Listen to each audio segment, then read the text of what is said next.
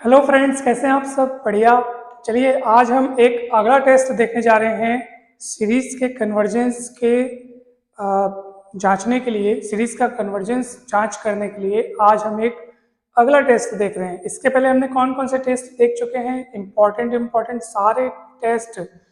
Comparison test हो गया, उसके बाद रेशियो टेस्ट हो गया, कॉशी रूट टेस्ट हो गया, कॉशी इंटीग्रल टेस्ट हो गया, रॉबिस टेस्ट हो गया। इतने सारे टेस्ट हो गए। सबसे पहले हमने पढ़ा था पी सीरीज टेस्ट। तो ये तमाम प्रकार के टेस्ट जो है वो काफ़ी इंपॉर्टेंट हैं। और उसी कड़ी में अब हम अगला टेस्ट पढ़ रहे हैं, लॉगरिथमिक टेस्ट यानी लघुगणकीय परीक्षण। तो चलिए शुरुआत करते हैं हम। सबसे पहले तो हम ये देखते हैं कि लघुगणकीय यानी कि लॉगरिथमिक टेस्ट का हम यूज़ कब करेंगे। तो याद रखिएगा आप लोग, यहाँ पे हम लिख देते हैं जब D'Alembert ratio test fail हो जाए। डी एलम्बर्ट का जो अनुपात परीक्षण है, अनुपात परीक्षण वो जिस स्थिति में असफल हो जाए उस स्थिति में हम लोग लघुगणकीय परीक्षण इस्तेमाल करते हैं। अब आप कहेंगे कि सर जब डी एलम्बर्ट का अनुपात परीक्षण असफल हो जाता है उस समय तो आपने बताया था कल कि उस समय रॉबिस टेस्ट इस्तेमाल करेंगे। जब अनुपात परीक्षण असफल हो जाए तो रॉबिस टेस्ट इस्तेमाल करना है। लेकिन आज आप कह रहे हैं कि जब अनुपात परीक्षण असफल हो जाए तब हम लॉगरिथमिक टेस्ट इस्तेमाल करेंगे। तो ये दोनों बातें कैसे? तो आप ध्यान से सुनिए। जब अनुपात परीक्षण असफल हो जाता है, जिस स्थिति में, है ना, जिस स्थिति में अनुपात परीक्षण असफल हो जाए तब आपको रॉबी भी लगा सकते हो, ठीक है, और लॉगरिथमिक भी लगा सकते हो। लेकिन कब? रॉबी टेस्ट भी लगा सकते हो और लघुगणकीय टेस्ट भी लगा सकते हो। मगर अब महत्वपूर्ण बात क्या है वो सुनिए। जब आप रॉबी लगा रहे हो तो समझ जाइए कि वहां पे लघुगणकीय नहीं लगाना, यानी इन दोनों का लेवल सेम है। दोनों में से किसी एक को ही इस्तेमाल करना है। अर्थात आप ये ना सोचे कि सर अनुपात परीक्षण यानी रेशियो टेस्ट फेल होगा तो रॉबी लगाना है, रॉबी फेल होने के बाद लघुगणकीय लगाना है क्या? तो ऐसा नहीं है। वैसे ही अनुपात परीक्षण जिस केस में फेल हो जाएगा उस केस में लॉगरिदम लगा करके, फिर लॉगरिदम जब फेल हो जाएगा तब रॉबी लगाना है क्या? तो ऐसा भी नहीं है। अर्थात ये दोनों का लेवल सेम है और ये दोनों अनुपात परीक्षण के असफल होने के बाद लगाए जाते हैं, ठीक है। तो प्रश्न ये है कि कब रॉबी लगाना है और कब लघुगणकीय लगाना है। तो ध्यान से सुनिए। अभी हम सबसे पहले चलो इसका एनवा पद निकालते हैं। एनवा पद निकालते हैं, उसके बाद मैं आपको बताऊंगा कि अनुपात परीक्षण फेल हो जाने के बाद हमको इन दोनों में से किसका चुनाव करना है, कौन सा टेस्ट लगाने योग्य है, ये हम चेक करेंगे। चलिए, तो सबसे पहले तो हम, अच्छा, अनुपात परीक्षण फेल होने के बाद एक ऑप्शन और है, तुलना परीक्षण। यानी कि ऐसे भी कुछ सरल सी श्रेणियां होती हैं जिनमें जिस स्थिति में अनुपात परीक्षण असफल होता है उस स्थिति में आप सिंपली तुलना परीक्षण का इस्तेमाल करके आप बना सकते हो, जिसमें पी सीरीज टेस्ट का भी इस्तेमाल होता है। तो वो सरल सी श्रेणियों के लिए रहेगा। और इन दोनों में से कौन सा इस्तेमाल होगा ये अभी हम आपको बताएंगे। सबसे पहले हम इसका एनवा पद निकालेंगे। एनवा पद निकालने से पहले हम देख लेते हैं कि ये लॉगरिथमिक टेस्ट क्या कहता है। तो चलिए, धन पदों की श्रेणी यानी सीरीज ऑफ पॉजिटिव टर्म्स, ठीक है, series of positive terms summation u n. तो ये श्रेणी कन्वर्जेंट कब होगी? तो ये श्रेणी कन्वर्जेंट यानी अभिसारी कब होगी? यदि limit n tends to infinity n log u n upon u n plus one greater than one, यानी ये पूरी लिमिट जब एक से बड़ी होगी तो सीरीज कन्वर्जेंट होगी अर्थात अभिसारी होगी। और यही पूरी लिमिट अगर लेस देन वन होगी तो श्रेणी अपसारी होगी, अपसारी अर्थात डायवर्जेंट होगी। और यही लिमिट अगर इक्वल टू वन होगी, तो आगे लिखना मैं भूल गया, तथा यदि यही लिमिट इक्वल टू वन होगी तब यह परीक्षण क्या हो जाएगा? तब यह परीक्षण यानी कौन सा परीक्षण? लघुगणकीय परीक्षण असफल हो जाएगा। तो असफल हो जाएगा इसका अर्थ क्या है कि इस केस में आपको आगे और इन्वेस्टिगेशन यानी कि और जांच पड़ताल करनी पड़ेगी कि इस केस में हम कौन से और दूसरे टेस्ट, कौन से और दूसरे उपाय अपना सकते हैं। तो मैं आपको वही कह रहा था कि लॉगरिथमिक फेल हो जाने के बाद आप ये ना सोचिए कि सर अब रॉ भी लगा सकते हैं क्या, नहीं। या रॉ भी फेल हो जाने के बाद आप ये ना सोचिए कि सर लॉगरिथम लगा सकते हैं क्या, नहीं। क्योंकि देखो एक टेस्ट फेल होने के बाद आप दूसरी टेस्ट लगा रहे हैं, इसका मतलब दोनों के लेवल में फर्क है। यानी कि एक फेल होने के बाद दूसरा लगाते हैं उससे थोड़ा स्टैंडर्ड वाला, फिर उसके फेल होने के बाद और स्टैंडर्ड वाला, मगर रॉबी और लघुगणकी का जो लेवल है वो सेम है। यानी कि दोनों एक यूज होगा तो समझ जाओ दूसरा यूज नहीं होगा, या दूसरा यूज होगा तो समझ जाओ ये वाला यूज नहीं होगा। ठीक है, तो ये आप हमेशा ध्यान में रखें। चलिए, अब जब हमने इस टेस्ट के नियमों को देख लिया है, तो चलिए यहाँ पर एक हमारे पास सीरीज दी गई है, तो इस सीरीज में हम सबसे पहले तो nवां पद निकालेंगे। ठीक है, चलिए, दी गई श्रेणी का nवां पद, दी गई श्रेणी का nवां पद un। अब un कैसे निकालेंगे आप सब गौर से देखेंगे। ये प्रथम पद में तो 1 लिखा है, द्वितीय पद में एक x आ गया, ठीक है, तृतीय पद में x की घात 2 है, थर्ड टर्म मगर x के पावर में 2 है, फोर्थ टर्म मगर x के पावर में 3 है, तो 10वें पद में x के पावर में 9 होगा, 50वें पद में x के पावर में 49 होगा, और इसलिए nवें पद में x की पावर में n-1 होगा। चलो इसका हिसाब पहले देख लिए। अब देखते हैं आगे। ये दूसरा पद है, कौन सा पद है, ये दूसरा पद है, और 2 की घात, दूसरे पद में 2, तीसरे में 3, चौथे में 4, तो nवें में n आएगा। ठीक है, 2 की घात 1 लिखा है यानी 1 कम, 3 है लेकिन घात में 2 है, 4 है लेकिन घात में 3 है, 45 रहेगा लेकिन घात में 44 रहेगा, क्योंकि देखो हर पद में जो संख्या लिखी है उसके ऊपर उसकी घात 1 कम है, 1 कम है, तो n की घात में n-1 रहेगा। ये n क्यों लिखा, ये यहाँ पे भी आप समझ सकते हो, पहले पद में 1, दूसरे में 2, तीसरे में 3, चौथे में 4, 50वें में 50, 55वें में 55, तो nवें में n, और जो घात लिखा है वो इससे 1 कम है, इससे 1 कम है, तो इससे 1 कम हो जाएगा। अच्छा नीचे देखते हैं, जो संख्या लिखी है उसी का फैक्टोरियल, जो संख्या लिखी है उतने ही नीचे फैक्टोरियल, 4 है तो फैक्टोरियल 4, 5 है तो फैक्टोरियल 5, n है तो फैक्टोरियल n, n है तो फैक्टोरियल n। तो इस तरीके से आप nवां पद आसानी से निकाल सकते हैं, और nवां पद निकाल लिए हो तो n+1वां पद भी निकाल लिए रहो। चलिए, तो n+1वां पद कैसे निकालेंगे, n+1th टर्म कैसे निकालेंगे, जहां n दिख रहा है वहां n की जगह n+1 लिख दो, जहां जहां n दिख रहा है n की जगह n+1, यहाँ n की जगह n+1, यहाँ n की जगह n+1 लिखोगे तो +1 -1 कट जाएगा, n आएगा। ठीक है, अपॉन में n की जगह n+1 यानी फैक्टोरियल n+1, x की घात n+1 लिखेंगे तो ये -1 + 1 कट जाएगा, तो x की घात, मतलब एक एक कदम आपको आगे बढ़ना है। अब देखो un/un+1 तो पहले निकाल ले रहा हो, देखो अभी भी हमको अभी हमको नहीं पता कि इसमें लॉगरिथम लगेगा कि रॉ भी लगेगा। ठीक है, वैसे लगना लॉगरिथम है क्योंकि ये टेस्ट हम पढ़ा रहे तो उसके उसी का क्वेश्चन लिखे हैं, लेकिन अभी आप थोड़ी देर के लिए ये भूल जाइए कि हमें नहीं पता सर कि क्या लगने वाला है, रॉबी भी लग सकता है, लघुगणकी परीक्षण भी लग सकता है, कुछ नहीं पता। लेकिन इतना तो सच है कि सर कि दोनों ही टेस्ट जब हमने पढ़ा, कल रॉबी पढ़ा, अभी लॉगरिथम के फॉर्मूले को हमने देखा, दोनों में ही un/un+1 तो निकालना पड़ता है, इतना तो सच है ना। तो चलिए पहले अपन ये निकाल लेते हैं, फिर मैं आपको बताऊंगा कि आप कैसे तय करोगे कि रॉबी लगने वाला है कि लघुगणकी लगने वाला है आगे चल करके, लेकिन लगेगा तो पहले डी-एलम्बर्ट टेस्ट, डी-एलम्बर्ट का रेशियो टेस्ट पहले लगेगा। ठीक है, तो और डी-एलम्बर्ट के रेशियो टेस्ट में हमको जरूरत किसकी पड़ती है, डी-एलम्बर्ट, देखो एक और ट्रिक है मस्त, डी-एलम्बर्ट के रेशियो टेस्ट में हमको un+1/un निकालना पड़ता है।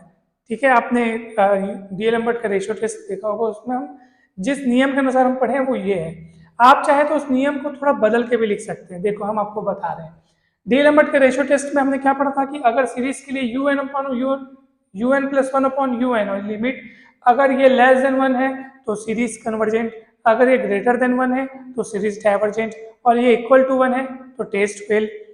ठीक है, आप इस बात को ऐसे पलट के भी लिख सकते हैं, un अगर ऊपर और un+1 अगर नीचे लिख दिए तो जो बातें हैं वहां पलट जाएंगी। जैसे अगर un+1 ऊपर और un नीचे रहता है तो इतने के लिमिट अगर <1 होता है तो सीरीज कन्वर्जेंट, <1 में सीरीज कन्वर्जेंट, अगर आप इसको अल्टी पल्टी कर दें तो समझ जाना अब ये लिमिट अगर >1 होगी तब सीरीज कन्वर्जेंट, लेस देन 1 होगी तब सीरीज डाइवर्जेंट, और इक्वल टू 1 में टेस्ट फेल। यानी अगर आप इसको पलट देंगे तो ये नियम, ये वाला जो केस है वो भी पलट जाएगा, ठीक है, ये वाला जो चिन्ह है वो भी बदल जाएगा। तो उसका थोड़ा सा ध्यान रखें।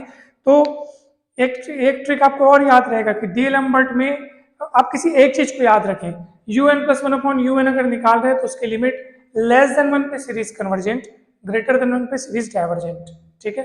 अगर आप इस रूप में याद करना चाहते हैं तब भी सही है। इस स्थिति में मगर याद रखना कि अगर un ऊपर है और un प्लस वन नीचे है तो इसका लिमिट अगर ये ग्रेटर देन 1 होगा तो सीरीज कन्वर्जेंट, लेस देन 1 होगा तो सीरीज डाइवर्जेंट, इक्वल टू 1 होगा तो टेस्ट फेल, ठीक है। तो चलते हैं अब।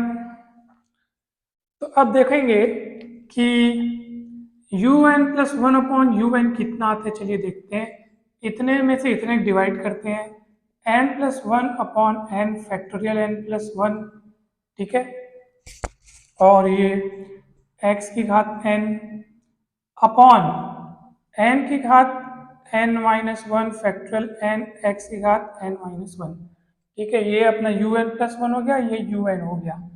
अब आपको तो पता है कि बटे के बटे वाली राशियां पलट के ऊपर चली जाती हैं, तो it implies that un plus one upon un n plus one की घात में n factorial n plus one, ठीक है। पहले मैं n वाले को लिख लेता हूँ, फैक्टोरियल ऊपर चढ़ जाएगा n की घात n माइनस वन। अब x की घात का हिसाब किताब होगा तो ये x की घात n और x की घात n माइनस वन है, यानी कि एक कम है ना, एक कम है इससे, तो सब कट जाएगा, एक घात ऊपर बचेगा। यानी वैसे ही जैसे x की घात 6 बटे x की घात 5 है तो 5 5 घात कट जाएगा, एक तो घात बचेगा। x की घात 100 बटे x की घात 99 है तो कट जाएगा, एक घात बचेगा, 99 99 घात कटेगा। वैसे ही यहाँ n घात है, यहाँ n माइनस वन घात है, तो एक ये ज्यादा है ये कम है तो एक घात ऊपर बचेगा। तो ये हो गया। तो अब आगे बढ़ते हैं, अब देखते हैं यहाँ क्या होता है। सर फैक्टोरियल वाले को क्या करना चाहिए सर, तो ध्यान से देखेंगे, un plus one upon un है, ठीक है।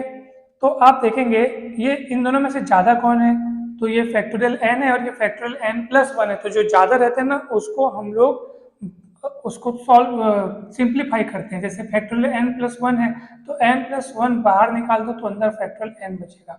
ये वैसा ही है जैसे जैसे फैक्टोरियल 7 को आप लिख सकते हो 7 फैक्टोरियल 6, फैक्टोरियल है ना भाई, जितना भी लिखा है उसको बाहर निकाल करके अंदर एक कम कर सकते हैं, और ये दोनों के बीच में गुणे का चिन्ह है, ठीक है। तो चलिए, तो क्या हो जाएगा बताइए आप, तो यहाँ से n प्लस वन बाहर निकल जाएगा, ऊपर तो लिखा है n प्लस वन की घात में n, नीचे से n प्लस वन बाहर, फैक्टोरियल n, ऊपर भी फैक्टोरियल n, n की घात में n माइनस वन, x की घात में n, फैक्टोरियल कट जाएगा आप। और देखो यहाँ से n प्लस वन और n प्लस वन, लेकिन ऊपर में n प्लस वन की घात कितनी है, n है, नीचे में n प्लस वन की घात कितनी है, 1 है।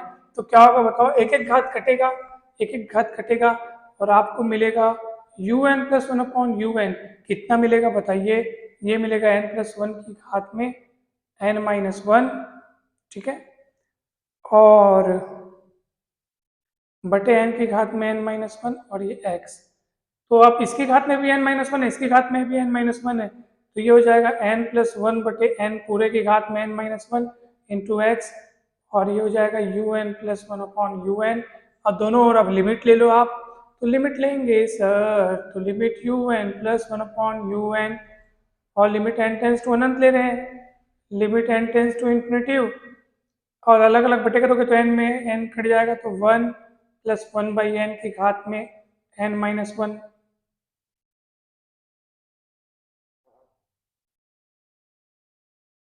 ठीक है, और इंटू एक्स। अब इसका आंसर कितना होगा सर, तो ये आंसर होता है, देखो आपको बता रहे हैं कि हम लोग ने फॉर्मूला क्या पढ़ रखा है, limit n tends to infinity 1 plus one by n की घात में n, तो ये e होता है, ठीक है, ये ई होता है। ये वाला हम एक अलग से वीडियो बना हुआ है, आप देख सकते हैं, डिस्क्रिप्शन बॉक्स में आपको लिंक मिल जाएगा। तो ये लिमिट ई होता है, मगर आपको कुछ फर्क नजर आ रहा है, आप कहेंगे सर यहाँ तो n माइनस वन लिखा है, यहाँ तो n लिखा है, तो क्या आप इसको ई लिख सकते हैं, तो हाँ इसको भी ई लिख सकते हैं। अब आप पूछेंगे ये कैसे सर, तो चलिए देखिए कैसे, मैं आपको रफ कार्य बता रहा हूँ, ठीक है। रफ कार्य का यही देख लो, limit n tends to infinity, अब आपको चाहिए ना कि सर यहाँ घात n होना चाहिए, लेकिन यहाँ कितनी घात है, n-1 घात है, तो हम क्या करेंगे 1 + 1/n की घात में n कर देंगे। अब बोलोगे सर आप तो एक घात जबरदस्ती बढ़ा दिए, तो उसको बैलेंस करने के लिए हम नीचे भी एक घात लिख रहे हैं, यानी कि ये n घात और ये जो -1 घात है वो नीचे उतर के +1 में बदल गई, ऐसा सोचो आप। अब n टेंस टू अनंत यहाँ रखो तो 1/अनंत कितना हो जाएगा 0, तो कुल मिला के नीचे तो 1 बचेगा और इसका लिमिट e हो जाएगा और ये x हो जाएगा, ठीक है। तो कितना आया कुल मिला के आपका ये limit un + 1/un n tends to अनंत कितना आया ex। अब डी-एलम्बर्ट रेशियो टेस्ट लगाओगे, डी-एलम्बर्ट के अनुपात परीक्षण से, डी-एलम्बर्ट के अनुपात परीक्षण से क्या होगा बताइए कि अगर ये लिमिट जो है limit n tends to infinity un + 1/un अगर ये <1 है, और इसका <1 होने का मतलब क्या है, इसका <1 होने का मतलब इसकी वैल्यू कितनी आई है, इसकी वैल्यू हमने कितनी लाई है ex, अर्थात ex <1, अर्थात x <1/e, e को नीचे लाओगे तो क्या होगा x <1/e, तब श्रेणी क्या होगा, तब श्रेणी क्या होगी अभिसारी होगी, क्योंकि ये कौन सा केस है, ये अभिसारी होने की शर्त है। डी-एलम्बर्ट के अनुपात परीक्षण से लिमिट n टेंस टू अनंत un + 1/un जब <1 होता है तो श्रेणी क्या होती है अभिसारी होती है। और इसके <1 होने का मतलब है कि ex का <1 होना, क्योंकि इसकी वैल्यू आपने ex लाई है तो ex <1, और ex के <1 होने का मतलब है कि e को पक्षांतर करके जब आप नीचे लाओगे तो x <1/e होगा, यानी जब कोई मतलब जब x <1/e होगा तब श्रेणी क्या होगी अभिसारी होगी, ऐसे। और जब यदि लिमिट n टेंस टू अनंत un + 1/un ग्रेटर देन 1 होगा तो क्या होगा, इसके ग्रेटर देन 1 होने का मतलब ये है, अर्थात जब ex ग्रेटर देन 1 है ना, यहाँ पे भी जब जब लिखेंगे, जब कोई ऐसे करके, तो अर्थात जब ex ग्रेटर देन 1, और ex ग्रेटर देन 1 का मतलब ये है कि जब x ग्रेटर देन 1/e होगा तब श्रेणी क्या होगी डाइवर्जेंट होगी, यानी कि अपसारी होगी, श्रेणी क्या होगी अपसारी होगी। और यदि लिमिट n टेंस टू अनंत un + 1/un = 1 हुआ, अर्थात जब ex = 1 हुआ होगा होगा जब अर्थात जब ex = 1 होगा, अर्थात जब x इक्वल कितना 1/e, e को पक्षांतर करके नीचे लाओगे तो 1/e, जब x = 1/e होगा तब ये परीक्षण क्या हो जाएगा असफल हो जाता है। अब कौन से केस में परीक्षण असफल हुआ, जब ये लिमिट 1 होती है, अर्थात जब यानी कि x = 1/e में ये टेस्ट फेल होता है, तो हमको आगे की जांच पड़ताल x = 1/e वाले केस पे करनी होगी और उस श्रेणी के बारे में बताना पड़ेगा। जब x ग्रेटर देन 1/e है तब तो श्रेणी अपसारी होगी, ये पता चल गया। जब x < 1/e है तब श्रेणी अभिसारी होगी, ये भी पता चल गया, है ना। लेकिन जब x = 1/e होगा तब श्रेणी के बारे में हम कुछ कह नहीं पा रहे हैं, बात समझ में आ रही है ना। जब x < 1/e तो श्रेणी अभिसारी पता चल गया, जब x greater than 1/e तब श्रेणी अपसारी, ये भी पता चल गया। x = 1/e वाले केस में अब हम आगे बढ़ेंगे और मैं आपको बताता हूं कि जहां पर हम ये दोनों का अनुपात निकालें वहां से हम अपनी गाड़ी आगे बढ़ाएंगे, ठीक है।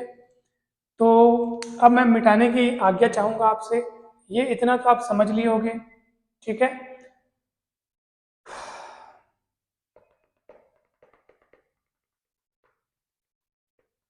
कौन से हिस्से को मिटाया जाए, तो मैं एक काम करता हूँ,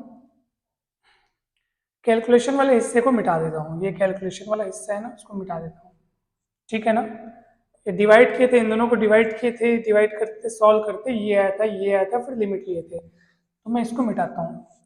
इसको क्यों नहीं मिटा रहे हैं सर, उसी का तो खेल है, उसी का खेल है, अभी आपको बताना है वो। देखिए ध्यान से, है ना। अब x इक्वल 1/e पर, ठीक है, कौन से केस पर? x इक्वल 1/e पर हम आगे बढ़ रहे हैं और देखते हैं कि इस केस में अब क्या हो सकता है। अब इस केस में क्या होगा ये हम देखते हैं, लेकिन उसके लिए हमको लिखना किस तरीके से चाहिए वो हम देखते हैं, ठीक है। x इक्वल 1/e पर सबसे पहले un प्लस 1/un इतना आया है ना, इतना आया है। तो हम ये देखते हैं कि un प्लस 1 कितना आएगा, बिकॉज लॉगरिथम टेस्ट के लिए हमको un प्लस 1 की जरूरत पड़ती है। आ रहा समझ में? un प्लस 1 की जरूरत पड़ती है, तो कितना होगा चलिए देखते हैं। तो आपको क्या करना पड़ेगा, इसको पलटना पड़ेगा, बहुत सिंपल सी बात है। या उस पूरे को 1 करके बैठा दो, तो कितना होगा n प्लस 1/n की घात में n माइनस 1। सीधी सी बात है, जब आप ये un प्लस 1/un लिखा है, आप यहाँ पे उल्टा लिख रहे हैं, तो ये पूरी राशि कहाँ चले जाएगी, नीचे में। वो जो x दिख रहा है x, वो भी नीचे में चले जाएगा। नीचे में चले तो जाएगा, लेकिन तुम x इक्वल 1/e वाले केस को आगे बढ़ाए हो ना, वो x इक्वल 1/e में टेस्ट फेल हुआ था, इसलिए x इक्वल 1/e को लेकर हम आगे बढ़े। तो यहाँ पे x इक्वल 1/e आप रख सकते हैं। जब x इक्वल 1/e रखेंगे तो e पलट करके ऊपर चले जाएगा, तो ये e हो जाएगा यहाँ पे, ठीक है। और अब यहाँ पे क्या होगा, अलग अलग बटे करेंगे तो 1 प्लस 1/n की घात में n माइनस 1 इंटू ई un प्लस 1, ठीक है। अब मैं वही आपसे कहना चाहता हूँ कि यहाँ पे ना n माइनस 1 घात है, इसका अर्थ ये है कि अगर मैं ऊपर नीचे 1 प्लस 1/n का गुणा कर दूं, तो नीचे की एक घात का ये प्रॉब्लम सॉल्व हो सकता है। ये जो -1 घात है, तो यहाँ पे कितनी हो जाएगी, n घात और इंटू ई un प्लस 1, ठीक है। ये -1 घात को ऐसे उसको हटाने के लिए ऊपर नीचे 1 प्लस 1/n का गुणा कर लिए। अब वो समय आ गया जिसमें हम आपको बताएंगे कि यहाँ लॉगरिथम टेस्ट क्यों लगेगा। देखिए बहुत सिंपल सी बात है, जब आप un प्लस 1 कैलकुलेट कर लें और आपको अगर घात में n कहीं नजर आए, घात में n, पदों के घात में n अगर कहीं नजर आए, तो समझ लीजिए लघुगण की परीक्षण लगेगा। आप इसकी पहचान यहां से भी कर सकते हैं। देखो जब हमने nवां पद निकाला, n प्लस 1वां पद निकाला, तो देखो आपने घात में n आ रहा है, देखो n या n माइनस 1 जो भी है वो आ रहा है, तो लघुगण की परीक्षण लगेगा। आप कहेंगे सर कल रॉबिस टेस्ट पढ़े थे, कल तो x की घात में भी n आया था सर।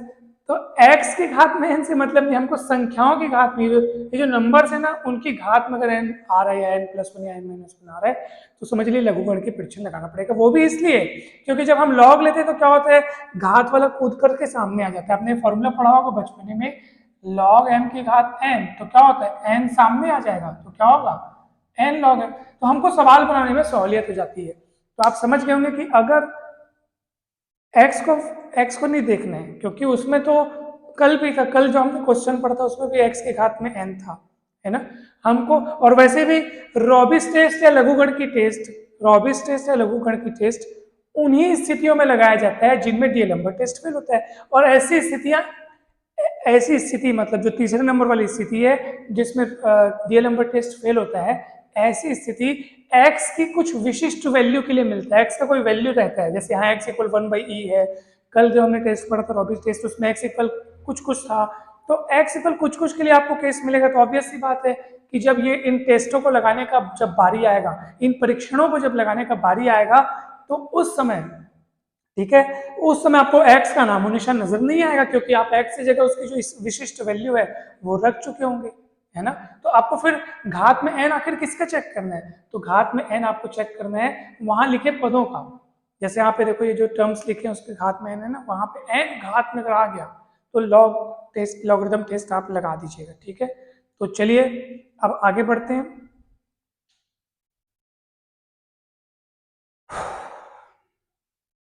अब मैं इसको मिटाता हूं, क्योंकि अब तो इसको अब दोनों पक्षों में लॉग लेना पड़ेगा, क्योंकि लॉगरिथम टेस्ट लगाने जा रहे हैं ना, तो दोनों पक्षों में लॉग लेना पड़ेगा अब आपको।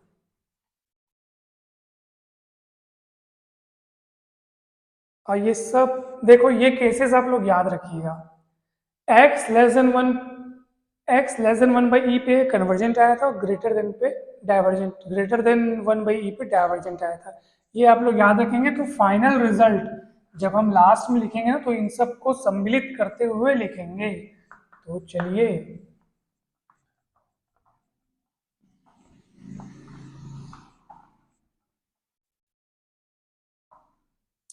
अब हम दोनों ओर, क्योंकि हमने देख लिया है कि यहाँ लघुगणक की परीक्षण लगना तय है, तो हम दोनों ओर लॉग ले लेंगे। तो चलिए दोनों ओर लॉग लेते हैं, तो क्या होगा, log u n upon u n plus one, इधर भी होगा log one plus one by n, है ना। पहले तो मैं इसे ले लेता हूँ पूरा एक साथ, फिर one plus one by n की घात में एन इंटू ई। अब आपको पता है लॉग का क्या गुण होता है, गुणे वाले को जुड़े में तोड़ता है और बटे वाले को घटे में तोड़ता है, आपको पता होगा, है ना। Log m n is equal to log m plus log n, और लॉग एम बाई एन रहता है तो log m minus log n होता है।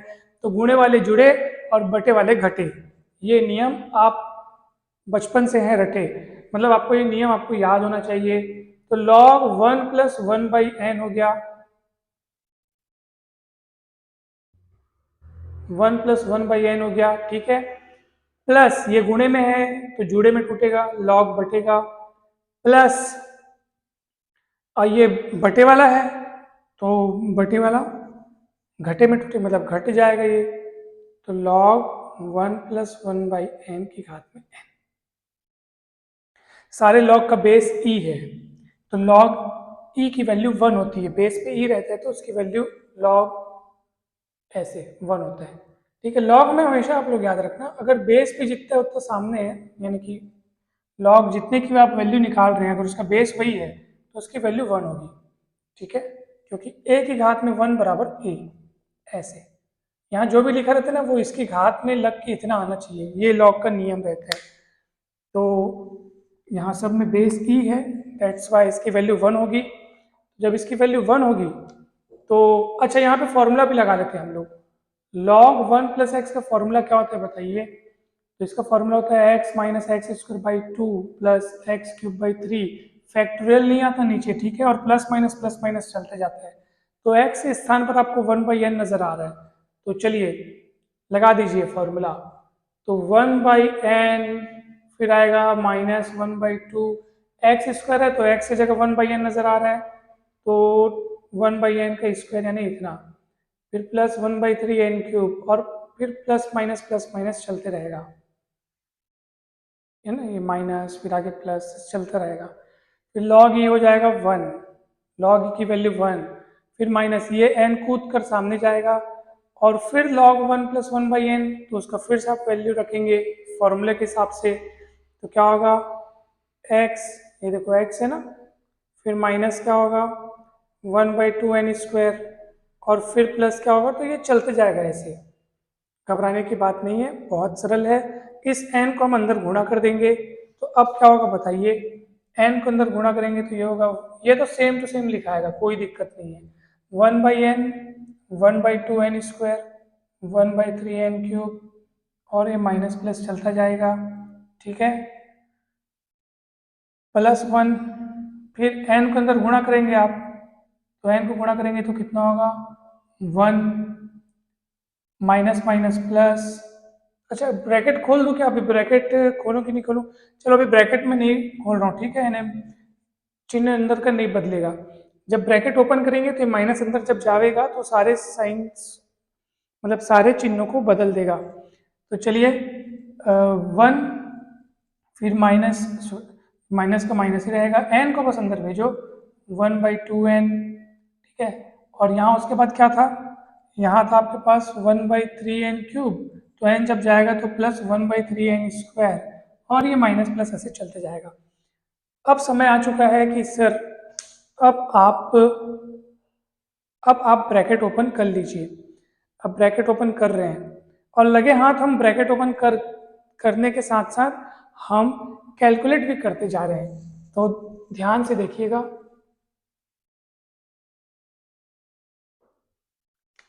ध्यान से देखिएगा क्या हो रहा है यहाँ पे। देखो जब ये ब्रैकेट ओपन होगा, माइनस चिन्ह का अंदर प्रवेश होगा तो अंदर के सारे चिन्ह बदल जाएंगे। ये 1 क्या हो जाएगा, -1 हो जाएगा। उस स्थिति में 1 - 1 कट जाएगा, ठीक है, हट जाएगा। तो क्या बच जाएगा, तो बच जाएगा log un/un+1, ठीक है।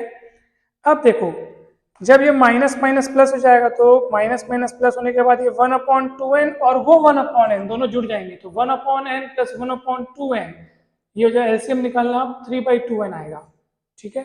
एलसीएम निकल के 2n उधर जाएगा तो 2n और n इधर जाएगा, ठीक है।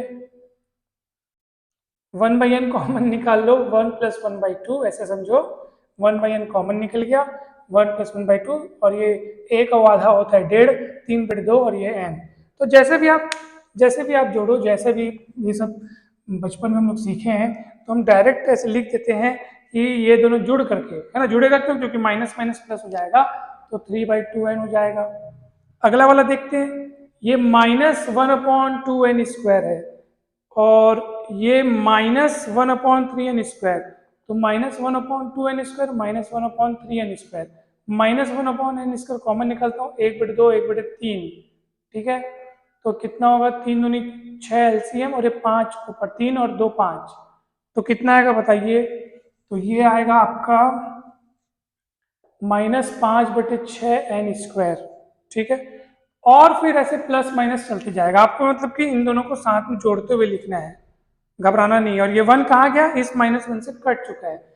अब हम करेंगे दोनों पक्षों में n का गुणा, बिकॉज लॉगरिथम टेस्ट लगाने के लिए सामने यहाँ पे देखो, आप यहाँ पे देखो, यहाँ पे n भी है ना, तो चलिए अब आप n का दोनों ओर गुणा कर दो, तो n log un/un+1।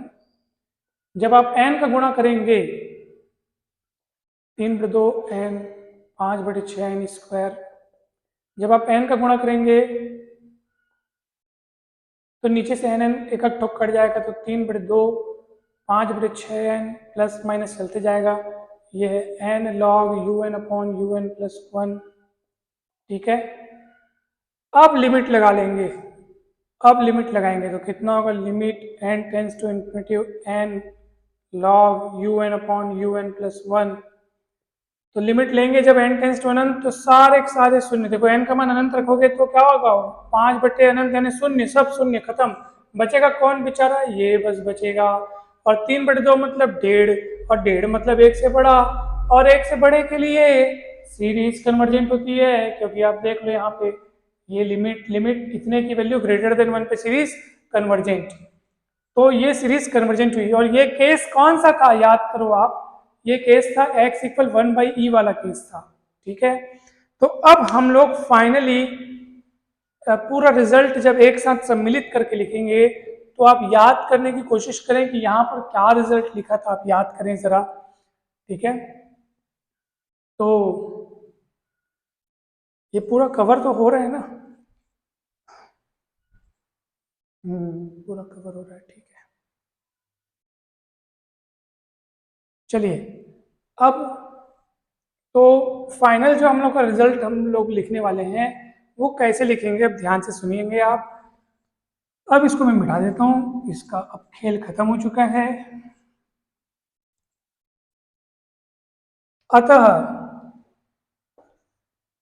अतः दी गई श्रेणी, ठीक है, समेशन UN, अभिसारी कब होगी बताओ, अभिसारी होगी यदि x, याद करो वहां पे x < 1/e में सीरीज कन्वर्जेंट आया था, और x = 1/e में भी सीरीज कन्वर्जेंट आया। जो केस लॉगरिथम वाला टेस्ट जो हम लोग लगाए थे वो इस केस में लगाए, और सीरीज का जो नतीजा आया है, जो रिजल्ट है वो कन्वर्जेंट आया, तो x = 1/e पे भी तो कन्वर्जेंट है, और x < 1/e पे कन्वर्जेंट ये कब पता चला था, जब हमने डीलम्बर्ट रेशियो टेस्ट लगाया था तब। तो कुल मिलाकर के x < 1/e और x = 1/e दोनों ही केस में सीरीज कन्वर्जेंट है, तो हम उसको ऐसे लिखेंगे कि जब x की वैल्यू < 1/e होगी या = 1/e होगी तब सीरीज कन्वर्जेंट। और अब सारी कब होगी सर, जब x > 1/e, ठीक है, जो कि डीलम्बर्ट रेशियो टेस्ट से हमको पता चल गया था। सो ये आपका फाइनल रिजल्ट होगा, और इस तरीके से आपका ये क्वेश्चन कंप्लीट होता है सर। तो मैं आशा, उम्मीद और विश्वास ये तीनों करता हूं कि ये आपको अच्छे से समझ में आ गया होगा। कहीं पे भी डाउट होगा तो आप पूछ सकते हैं, क्योंकि सवाल बहुत बड़ा था और मेरे समझाने में अगर कहीं भी त्रुटि हो गई हो तो आप मुझे ज़रूर अवगत कराएं और मैं उन त्रुटियों को आगे के वीडियोस में सुधारने का प्रयास करूंगा। वीडियो अच्छा लगा हो तो ज़रूर लाइक करें, चैनल को ज़रूर सब्सक्राइब किया करें और वीडियो को शेयर तो ज़रूर करना है। और आपको एक और अच्छी वाली बात बतानी है कि इस चैनल के साथ साथ, ये तो हमारा स्टडी चैनल है, लेकिन इसके साथ साथ हमारे 2 चैनल और हैं, जिसमें से एक चैनल में मोटिवेशनल वीडियोस अपलोड होते हैं, जिसमें आप विद्यार्थियों के लिए खासकर परीक्षा की तैयारी कैसे की जाए, पढ़ाई का टाइम टेबल कैसे बनाया जाए, आंसर शीट में आंसर लिखने का अच्छा तरीका क्या होना चाहिए और कम समय में ज़्यादा पोर्शन कैसे कवर करें, पुस्तक में लिखे गए हुए टॉपिक्स को कैसे अच्छे से याद करें, और तमाम टॉपिक्स पे वीडियोस बने हुए हैं। सो आप उनको जरूर देखेंगे, आपको बहुत फ़ायदा मिलेगा। अलग से प्लेलिस्ट बनी हुई है स्टूडेंट सेक्शन के नाम से, आप उनको जरूर देखेंगे। और एक चैनल है म्यूज़िक वाला चैनल है जिसका नाम है म्यूज़िकल मुकेश, और उसमें म्यूज़िक के वीडियो अपलोड्स होते हैं, तो आप उनको ज़रूर देखेंगे। मोटिवेशनल चैनल का नाम है मुकेश वाधवानी, तो आप मुकेश वाधवानी, वैसे मैं दोनों चैनल के लिंक डिस्क्रिप्शन बॉक्स में ज़रूर दूंगा। और इस टॉपिक के पहले वाले जितने टॉपिक्स हैं उन सब के लिंक भी आपको डिस्क्रिप्शन बॉक्स में मिल जाएंगे, आप देखेंगे। शुरू से आप देखते जाइए, हर एक टॉपिक को बहुत अच्छे से कवर किया गया है, बहुत अच्छे से समझाया गया है और आपको जरूर जरूर बहुत बहुत फायदा मिलेगा। आप सभी का बहुत बहुत धन्यवाद। आप सभी का दिन शुभ हो और आप सभी सुखी रहें।